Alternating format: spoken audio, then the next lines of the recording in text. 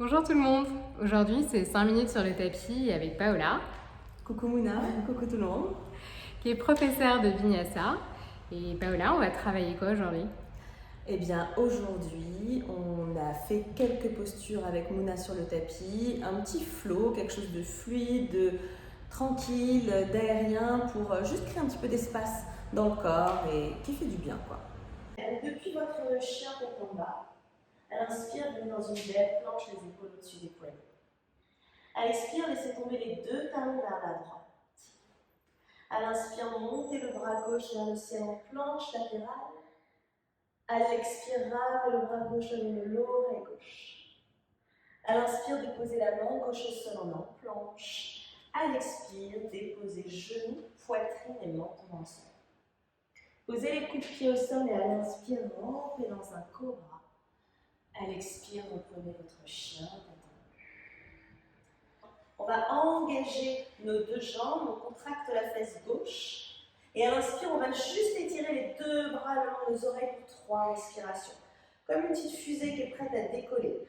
Notre torse, nos deux bras, c'est vraiment la continuité de notre jambe droite. On serre le ventre, on serre le périnée. Et à l'inspire, on se redresse les bras vers le ciel. Anjaneyasana High Lunge. Ici, on n'hésite pas à rétroverser un peu le bassin. Donc on décambre un petit peu, on va mettre le coccyx vers le sol, le pubis vers le nombril. Et depuis cette belle fente, on prend une inspire ici. Et à l'expire, on va ouvrir les bras, les hanches en guerrier numéro 2. On va avoir besoin de reculer un peu notre pied droit pour pouvoir vraiment fléchir notre jambe gauche et amener la cuisse gauche parallèle au sol.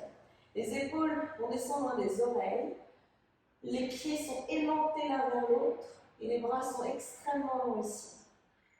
On va tourner la pointe de la main gauche et à l'inspire, on va renverser le guerrier. À l'expire, on va juste déposer le coude gauche sur le genou gauche et on va étirer le bras droit le long de l'oreille droite.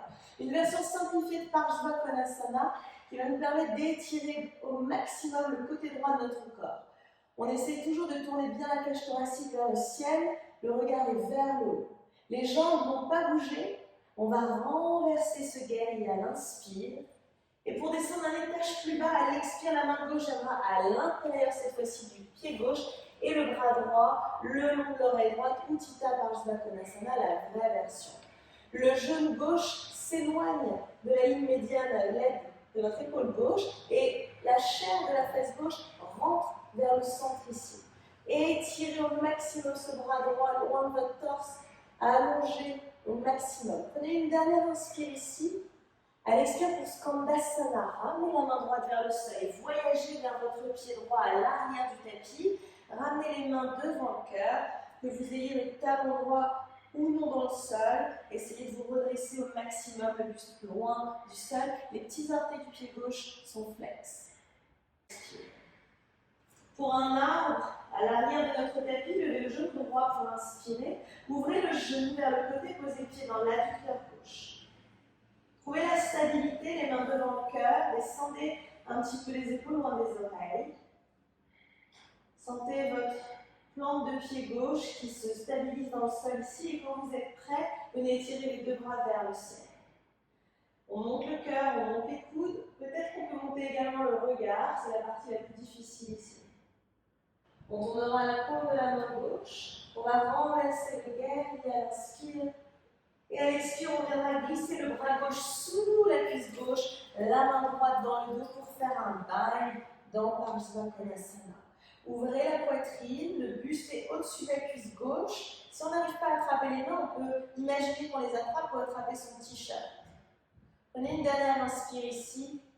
À l'expire, regardez le sol et pivotez le pied gauche parallèle au pied droit.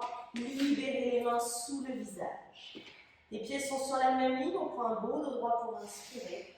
Prasarita Padottanasana à l'expire, la tête descend vers le sol, les mains vont reculer sur la ligne qui sépare nos talons. Les coudes sont aimantés comme si on avait un gros ballon entre les deux bras et on descend le sommet du crâne vers le sol. On engage les cuisses, on engage le périnée, on étire la colonne vers le sol. Restez pour 2. Restez pour 1. À l'inspire, prenez un beau dos droit, ouvrez le cœur loin du sol. À l'expire, venez resserrer vos pieds l'un contre l'autre. Fléchissez les genoux et prenez une chaise Utkatasana là, le poids sur les talons, le cœur monte, les bras montent, et on essaie de ne pas trop cambrer ici le bas du dos, c'est vraiment nos quadriceps qui doivent faire le travail et surtout pas nos lombaires. On inspire ici, expire les mains devant le cœur.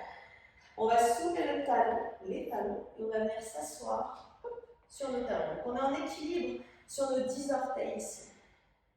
Tranquillement, on va venir déposer le coude gauche à l'extérieur de la cuisse droite. Et on va essayer de ramener les mains au centre de la poitrine dans une variation d'une torsion. Donc ici, on n'a pas le côté engageant de la chaise twistée, mais on a le côté équilibre. Vous allez regarder l'avant du tapis en gardant le coude gauche connecté à la cuisse droite. Vous allez déposer les deux mains vers l'avant du tapis. On a deux façons de faire le corbeau de côté. La variation facile, c'est d'utiliser notre coude droit comme une béquille, de se pencher sur ce coude droit, d'avancer le sommet du crâne et les pieds vont se lever tout seuls parce que c'est vraiment une histoire de transfert de poids. Le poids vient vers l'avant, les pieds deviennent légers. Si vous avez l'habitude de faire cette version, essayez sans le coude droit. La variation plus difficile, c'est-à-dire que tout le poids sera uniquement sur notre coude gauche. Donc vous essayez l'une ou l'autre. L'idée, c'est de trouver son équilibre, autant de poids devant que derrière. Quand on a terminé, on peut ramener les deux genoux vers l'avant du tapis, déposer les deux genoux au sol et redresser les mains sur les hanches. On va ouvrir les deux genoux parallèles, les orteils seront crochetés. On va monter le cœur comme s'il y avait un crochet qui nous montait la poitrine vers le ciel. On va ramener les mains dans le dos, les doigts sont orientés vers le visage et les paumes de main vers les fessiers. Montez le cœur, serrez les coudes. On peut rester ici si c'est déjà assez. Et si on peut aller plus loin, pour Ustrasana, le chameau, on viendra déposer les mains sur nos talons. Si les mains touchent les talons ensuite, il faudra vraiment avancer le bassin au-dessus des genoux et ouvrir les clavicules, la poitrine vers le ciel. On reste là 3 respirations. Certaines personnes aiment relâcher le sommet du crâne vers l'arrière. Si vous le souhaitez, vous pouvez. Sinon, vous pouvez garder le regard vers le haut ou vers l'avant. Pour sortir de là, serrez fort le ventre. Faites-vous confiance. Les deux mains en même temps, vous pouvez relâcher. Posez les coups de pied au sol et venez vous asseoir sur les talons. Fermez vos yeux un instant. Reprenez votre souffle. Laissez le bas du dos tranquillement se neutraliser.